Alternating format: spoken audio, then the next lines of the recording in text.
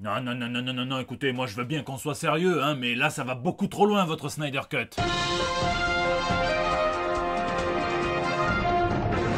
Machete, en plus, c'est pas lui qui a fait le montage de la Suicide Squad et de la première Justice League. Bon, en tout cas, hein, pour le seul type dans le monde qui s'attendait à voir débarquer Jean-Marie Bigard en plein milieu de la Snyder Cut en mode c'est l'histoire d'une pute, hein, eh bien, Zack Snyder a précisé que non, dans sa version, il n'y aurait pas trop de blagues, on s'en doutait un petit peu. En tout cas, la blague, elle a été offerte par le Joker, hein, un type qui parle d'honneur, alors que bon, il a quand même tapé dans l'œil de Robin, dans l'œil, dans le crâne, dans le torse, un petit peu partout ailleurs, hein, d'ailleurs, et il a graffé sur son cadavre comme c'était un vulgaire wagon de la SNCF abandonné. Il s'en est vanté après coup, hein, dans les comics. Il s'est caché derrière l'immunité diplomatique iranienne. Donc bon, un type comme ça qui te parle d'honneur, c'est un petit peu comme Michel Fourniret qui te ferait une reprise de Laisse pas traîner ton fils sur Gulli. On va en reparler de la Snyder Cut. Pas longtemps, vous inquiétez pas, je vais pas plus vous saouler avec ça que ce que tout le monde vous saoule déjà assez. Hein, mais il y a quelque chose que je trouve dommage. Hein. Ici, votre fidèle commis des comics, vous êtes dans l'émission qui fait le tour de l'actu de l'industrie du comic book et de tous ses dérivés, c'est le 284e JT Comics. J'espère que vous avez passé une bonne Saint-Valentin et que votre partenaire vous a fait des promesses un petit peu mieux que celles de Disney, hein, puisqu'ils ont promis qu'ils voulaient maintenir la sortie de Black Widow au cinéma, mais cette promesse, elle était aussi ferme qu'une gaule de vieux, hein, puisque juste après, ils ont dit qu'ils seraient capables de s'ajuster si la situation devait changer. Donc on est en mode « je t'aime pour la vie », mais on fait un petit point en fin de semaine au cas où, hein, et bon, nous, sans plus attendre, en tout cas, on passe aux news de la semaine. Plaisir d'offrir, joie de confisquer. On commence avec une petite pensée émue pour cet homme qui a vu ses plans de la Saint-Valentin complètement contrariés par les douanes, puisque c'est la news insolite de la semaine. Un Américain a été pris dans un aéroport avec 3 batarangs sur lui. Il a expliqué que c'était le cadeau de Saint-Valentin qu'il souhaitait offrir à sa femme. Alors déjà, bravo champion, hein, plutôt que 3 végétaux morts ou un gros god acheté dans un sex shop un petit peu branchouille, eh bien, il est allé sur un terrain qui est plutôt cool. Et puis bon, ben, bravo champion, hein, il espérait quand même voyager avec ça, alors que dans un avion, hein, un shuriken, quelle que soit sa forme, ça ne passe pas, évidemment. Ça a été confisqué, il est arrivé les mains vides, à moins que ça soit une excuse, hein, en mode Brandon, Texan de 22 ans, qui en avait marre des ruptures de stock sur la PlayStation 5 et qui s'est mis en tête de vouloir faire payer à tous ces chiens de Babylone, hein, en lisant l'islamisme radical pour les nuls. Hein, et bon, on peut dire que son plan de voyage gratos en Syrie a un peu mal tourné. En tout cas, si c'est un vrai fan de Batarang, je recommande plutôt le site Bat Factory, où il y a d'autres formes un petit peu plus originales et surtout entièrement customisables. Et en plus, ils envoient ça par la poste. La Ligue de la Division. La Snyder Cut s'est payé une ultime bande-annonce avant sa sortie et moi je trouve ça dommage que ça soit aussi propice au scandale, à la division, au clivage, même si je comprends que ça le soit, puisque quand on te rabâche pendant 4 ans la Snyder Cut, la Snyder Cut, la Snyder Cut, hein, comme quand Mariah Carey elle sort, te susurrer dans l'oreille juste avant Noël, eh bien ça met une cible sur le film qui était déjà clivant auparavant, hein, bon.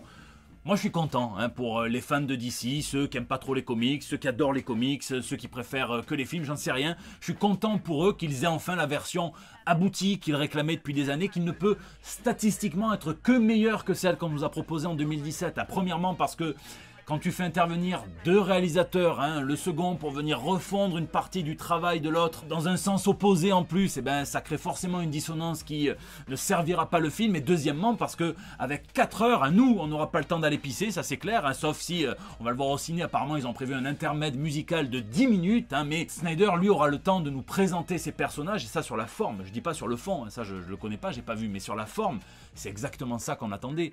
On attendait d'avoir plus de Superman, hein, une vraie histoire qui est ancrée en plus dans le travail qu'avait commencé Snyder avec Man of Steel, avec Batman vs Superman. On va avoir droit à plus de Cyborg, à plus de Flash, de l'univers de Flash, à plus d'Aquaman qui avait été jeté là comme un poisson hors de l'eau, tu vois ce que je veux dire. Attention, je dis pas que les choix qui ont été faits vont être au goût de tout le monde, de toute façon c'est impossible de faire l'unanimité. Je dis pas qu'on va pas chercher à enlever nos lunettes 3D alors qu'on les a même pas sur le nez, hein, parce qu'il a appliqué le filtre Grey sur l'ensemble de son film, hein, mais en tout cas, je pense que c'est la bonne manière de faire un film qui tient debout. Et de toute façon, au pire, si c'est pas bien, eh ben vous savez que c'est ce genre d'industrie, c'est une entropie permanente, hein. Dans quelques années, il y aura un reboot de la Justice League, et au pire, hein, je vais prêcher pour ma paroisse, des titres Justice League, il en sort un, voire plusieurs par mois, tous les mois. Donc allez les lire dans les comics si vous voulez voir une Batmobile, hein, qui compense peut-être quelque chose, puisque clairement on a du mal à la garer en centre-ville. Eh bien allez lire Batman, le Dark Knight Returns, allez le relire, hein, il y a toujours de quoi piocher dedans, hein. Il y a des milliers d'heures de films à lire dans les pages de nos comics, donc il y en aura forcément un à votre goût, hein. Je vous laisse me dire qui va s'abstenir jusqu'au 22 avril, hein, pour voir le film sur la plateforme française. On ne sait pas encore laquelle, mais je peux vous dire en exclusivité que ça ne sera pas sur Gulli. Gloire au roi! Les news s'enchaînent naturellement, puisque Zack Snyder est allé piocher dans un pan particulier de la mythologie de DC, celle des New Gods, celle de Steppenwolf de Darkseid, des boîtes mères, et tout ça, ça a été créé par un des précurseurs, un des génies du médium, à l'époque où tout était à faire, le King Jack Kirby en personne, pour ceux qui s'intéressent à ce personnage qui a contribué à co-créer avec Stan Lee de nombreux personnages, aussi bien chez Marvel et puis après chez DC. Eh bien, vous avez le spécialiste américain, il s'appelle Marc Evanier, et puis vous avez le spécialiste français qui s'appelle Jean Despelé, qui a fait deux biographies une biographie en 2 volumes chez Néophélis, éditeur marseillais, s'il vous plaît. Et puis pour ceux qui préfèrent qu'on leur susurre dans les oreilles, eh bien cette semaine est sorti un podcast biographique dédié à Jack Kirby, ça s'appelle King Kirby, c'est en 4 parties, c'est coécrit par Fred Van Lente, le scénariste à qui on doit notamment beaucoup de Hercule chez Marvel Comics, donc il y a des acteurs qui incarnent Jack Kirby, Stan Lee, Joe Simon, et ça commence à The Sparkle, le premier l'étincelle, donc ça nous raconte les tout débuts dans le dessin de Jack Kirby, et notamment l'époque où il travaillait chez les studios Fleischer, donc sur le dessin animé Popeye. C'est marrant, ça commence par l'esprit de Jack Kirby qui assiste à une vente aux enchères de ses propres œuvres avec une commissaire-priseur un tantinet méprisante, donc c'est disponible sur toutes les plateformes de podcast pour les anglophones et pour ceux qui ont envie d'entendre parler d'un roi que même les anti-monarchistes et les révolutionnaires adorent. Terrain de chasse. Tiens, est-ce que Kaka a pensé à faire les frites, parce qu'apparemment c'est Clayman qui ramène les moules dans cette mini polémique que nous offre l'artiste sur le cara design du personnage que je vais appeler Huntress pour pas vous spoiler Batman Catwoman en VO, mais bon, on est clairement sur une bonne protection au niveau des épaules, du plexus solaire, mais le cul à l'air. Bon, c'est un petit peu déroutant, mais pas surprenant de la part de Clayman, qui aime bien apparemment les collants aussi serrés qu'un frotteur dans un métro bandé à la grande époque. Souvenez-vous de sa Batwoman dans Heroes in Crisis. On est sur du camelto de compétition, là. Bon, on prend à peine le soin de cacher le Big Mac. Moi, quand il arrive un truc comme ça, je peux pas m'empêcher d'imaginer la même situation, mais avec un personnage masculin. Attention, pas avec une canette de coca ou une enceinte Bluetooth dans le calbut qui fait un galbe parfait, non. Imaginez Batman avec son vieux boob pris en tenaille, coincé entre le collant et sa cuisse, comme un chat qui étouffe dans un sac plastique. Bon, à part si tu t'appelles Boudin d'amour, ça passe pas. Je vous laisse me dire ce que vous pensez de ce design dans les commentaires, et attention que les gauchistes commencent pas trop à se plaindre, puisqu'on vous a vu voler dans les plumes de personne quand Donald Duck a fait carrière le fion à l'air, bon, comme un influenceur twerk sur Instagram. Ça roule chez DC. DC poursuit tranquillement sa refonte, sa quête de profit. Souvenez-vous, ils ont viré des gens, ils ont fait une restructuration hiérarchique, éditoriale aussi, moins de titres, plus de volumes reliés, des comics dématérialisés. Et donc le Future State marcherait pas trop mal, même plutôt bien. Il y a un vrai engouement pour ces titres chez DC, et on a des rumeurs qui disent que un petit groupe de fans milliardaires, millionnaires, se serait ligué pour acheter les droits de publier chez DC comme un péage pour publier leurs histoires, et DC garderait la propriété intellectuelle de tout ce qui est créé, de tout ce qui paraît. Ça paraît juridiquement assez complexe cette affaire, mais pourquoi pas, Warner et AT&T ne voudraient pas s'embêter avec un département qui ne leur apporte que quelques millions, centaines de millions de dollars par an, alors qu'eux ils brassent en milliards, et l'échelle est vraiment pas la même. En attendant, il continue, et si les fans espéraient le voir dans la bande-annonce de la Snyder Cut, et espèrent toujours qu'il sera dans la version longue, eh bien DC n'oublie pas son Green Lantern John Stewart qui va fêter ses 50 ans cette année, et donc ils vont sortir une espèce de best-of augmenté avec des bonus édito, donc des essais par le co-créateur du personnage, Neil Adams, le Geoff Johns. Il y aura aussi l'acteur qui lui prête sa voix dans le dessin animé Justice League, Phil Lamar. Et ça fera plaisir aux fans de ce héros qui trouvent parfois que Hal Jordan ou Guy Gardner lui volent la vedette. DC continue de prouver son engouement pour les formats anthologie, donc des comics plus épais qui réunissent plusieurs histoires relativement courtes par plusieurs créatifs différents. Donc les comics coûtent un petit peu plus cher en général. Là, il va en sortir un pour célébrer tous les super-héros asiatiques de l'éditeur. Donc par en plus, pas mal de créateurs qui sont d'origine asiatique. Donc vous avez la crème de la crème, du Bernard Chang, du Mariko Tamaki, du Dustin Nguyen, du Greg Pak, il y a aussi Ramvik, et je pense que ça va être du très très lourd cette affaire. Et puis la demi-molle de la semaine, c'est DC qui relance une de ses meilleures séries, Batman Legends of the Dark Knight. Je vous conseille vraiment la toute première série qui est parue entre 1989 et 2007, il y avait plus de 200 chapitres, donc c'est des récits courts, souvent par arc de 3 ou de 5, parfois de un chapitre qui raconte les débuts du Dark Knight très souvent, donc ça se passe plus ou moins mois avant ou après Year One, et c'est super, c'est assez déconnecté de la chronologie principale, et donc vous pouvez lire ça de manière totalement indépendante. Il y avait du Grant Morrison qui avait fait un super récit qui s'appelle Gothic, il y avait plein de choses, et donc là c'est Derek Robertson qui va faire les 5 premiers chapitres de cette nouvelle série, et donc il y a un nouveau dealer qui arrive à Gotham City et qui va vendre des produits toxiques aux ennemis de Batman. C'est peut-être Doc Gineco qui vient écouler sa campa fraîche. Entre ça, le nouveau Batman Black and White et puis la série Batman Urban Legend qui vient taquiner les alliés du Chevalier Noir, on est vraiment servi. Et puis DC a aussi montré le nouveau look de son personnage Static Shock, puisque vous savez que l'univers Milestone va être relancé d'ici le milieu de l'année. Mercato et management. Pendant ce temps chez Marvel, c'est mercato et business, puisque les X-Men vont monter une start-up en mode prévision à 4 mois et tableau PowerPoint, avec Tini Howard et Alberto Fauches qui vont faire une nouvelle série intitulée X-Corp. Ça vient encore emprunter un concept de Grant Morrison dans New X-Men, où c'était une société à but non lucratif qui était chargée d'enquêter sur les discriminations envers les mutants.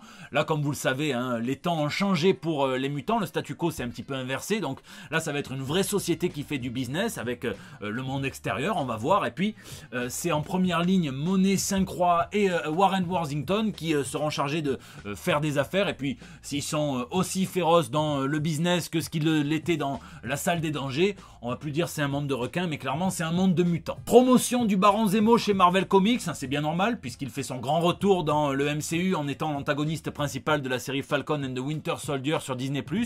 Il dirigera la Siege Society, à pas confondre avec Poltron et Sofa, puisqu'il s'agira d'un groupe qui donnera du fil à retordre à l'escadron suprême qui est devenu les Vengeurs à la place des Vengeurs, qui n'ont jamais existé dans ce nouvel Heroes Reborn, l'univers donc de Jason Aaron et d'Ed McGuinness. Et enfin mercato intergalactique, puisque le FC Gardien de la Galaxie sécurise le meilleur attaquant de la Latvérie, Victor Von Fatalis rejoint étonnamment les Gardiens de la Galaxie, dans une équipe qui n'a jamais été aussi ouverte, aussi grande, dans laquelle se côtoient des piliers plutôt fondateurs comme Star-Lord, comme Gamora, Rocket Raccoon et j'en passe, avec des retours surprises, surprenants, l'ancien Quasar, l'original qui revient enfin, qui va côtoyer aussi sa remplaçante. Je veux pas vous spoiler la VO, mais quel intérêt peut bien avoir le Docteur Fatalis d'aller se battre dans l'espace avec les gardiens? Est-ce que c'est celui d'affronter des ennemis très puissants dans un lieu qui va raviver un passé assez douloureux pour les gardiens, le passé d'Annihilation? Est-ce que c'est un Doombot qui s'emmerdait, qui a parti de la Latvérie, qui a fait sécession et qui a voulu aller s'envoyer en l'air dans l'espace?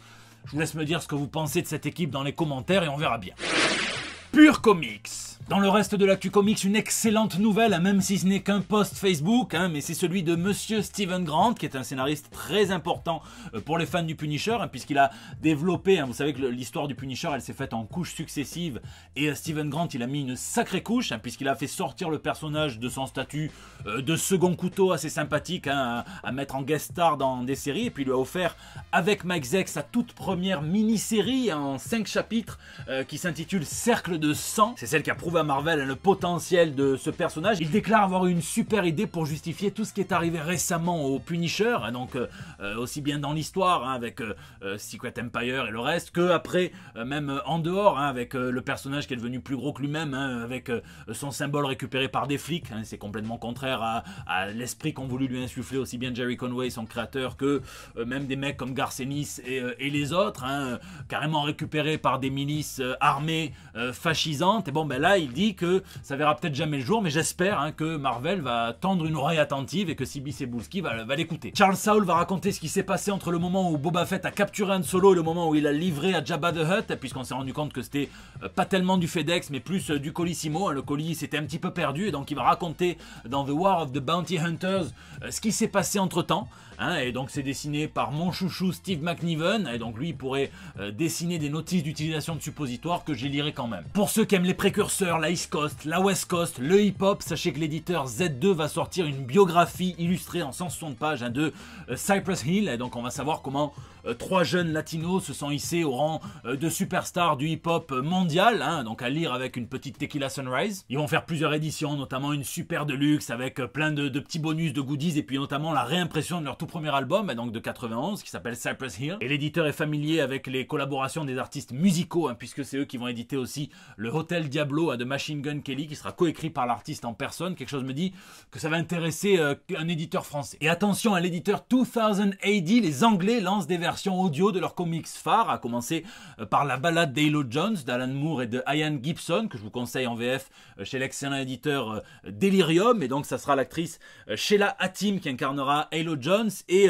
Glyph, qui est un des personnages les plus tragiques d'Alan Moore. Je vous en dis pas plus, mais vraiment lisez, vous allez voir, il vous prend le cœur et tac tac tac, il vous frotte le cœur. Sera incarné donc lui par Yas Zadeh. On aura droit à du Slain également, et évidemment à du Judge Dredd, qui sera lui incarné par Joseph Fiennes, donc le frère de Ralph, qui dans Harry Potter manquait un petit peu de flair, mais qui est excellent dans Dragon Rouge. Donc ça, j'y prêterai clairement une oreille très attentive.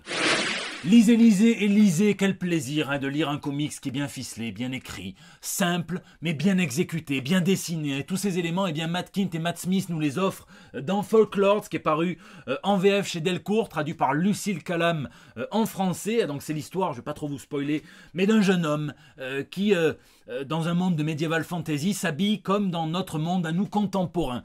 Donc en costard, en cravate, il a des visions d'objets de notre monde à nous imbriqués, c'est complètement fou là-bas. Et donc, il va se mettre en quête d'essayer d'en savoir plus sur ce monde, et donc on prend un plaisir fou à suivre ce mystère, à suivre les petites miettes de pain que nous dépose Matt Kindt pour résoudre cette énigme, et on prend aussi un plaisir fou à voir les relations entre les personnages se développer, parce que c'est bien fait, et puis c'est super bien aussi dessiné par Matt Smith, que j'aime beaucoup. C'est clairement un coup de cœur, et il va falloir être fort pour remiser sur ce dernier chapitre, suivant comment est-ce qu'il remise, on va dire soit que c'est bâclé, soit que c'est du génie. Il va falloir voir, mais le dernier chapitre, il est vraiment à double tranchant, donc je vous laisse me dire, en prenant soin de dire si vous spoilez dans les commentaires ce que vous en avez pensé si vous l'avez lu, puisque voilà, c'est la fin de ce JT. Je vous laisse me dire d'ailleurs ce que vous avez lu, ce que vous avez geeké aussi dans les commentaires. Merci à vous d'être toujours de plus en plus nombreux à regarder le JT, de prendre le temps de mettre des pouces bleus, de partager sur Facebook, de tweeter, de retweeter, de m'incorporer dans vos stories Instagram. Croyez-moi, je vois tout, je sais que c'est un effort, et donc merci de le faire. D'ailleurs, les gagnants du concours Molotov ont été prévenus, et on va enchaîner sur un deuxième concours, et ça sera une Bagel Boy que mon ami Maxime, un forgeron légendaire de Nous Sommes des Héros, qui font des bijoux de comme vous voulez, ils vous font un bijou comme vous voulez, est prêt à vous faire gagner donc une Bagel Boy. Là on est quand même sur du lourd, Matt Smith, Hellboy, en plus il va faire le jeune Hellboy, donc ça se relie. N'hésitez pas à réagir dans les commentaires sur YouTube, où je réponds à chacun d'entre vous, ou bien sur les réseaux sociaux également. C'est là que vous me laissez vos petits messages pour El Bando del Pueblo, votre espace de liberté depuis plus de 5 ans maintenant. Je vous fais des bisous, prenez soin de vous, prenez soin de tous, et rendez-vous la semaine prochaine pour des nouvelles toutes fraîches. Donc il y a des types qui ont piraté le code de Cyberpunk 2077 et qui vendent ça aux enchères. Mais il y a déjà des mecs que ça fait mal au cul d'avoir payé 70 balles pour avoir la version PS4 du jeu. Ils espèrent quoi? Ah là, les mecs, ils vont devoir s'excuser d'avoir piraté un jeu buggé, ils vont devoir rembourser, vous allez voir.